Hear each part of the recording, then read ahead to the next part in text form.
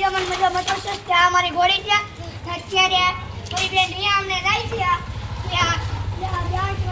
દેવાંશ ત્યાં નથી દેતો નવા ઉડા બાજુરી છે કારણ કે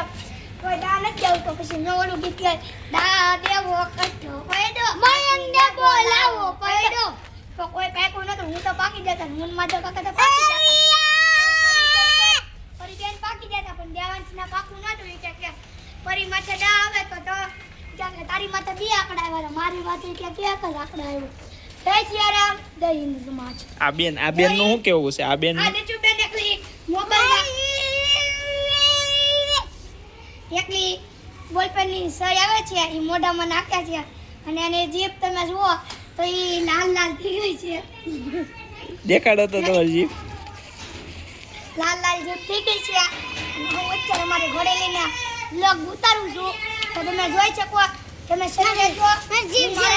મારી ઘોડીને એકવાર સ્ટન્ટ કરું છું તમે જોઈ શકો એ હવે મારી જીભ બતાવો ને YouTube ફેમિલી છે હમણાં જો ઘોડી આવે ધક દબાટી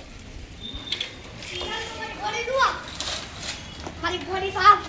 પણ બહુ શક્તિમાન નથી આવે ખાધું નથી કાંઈ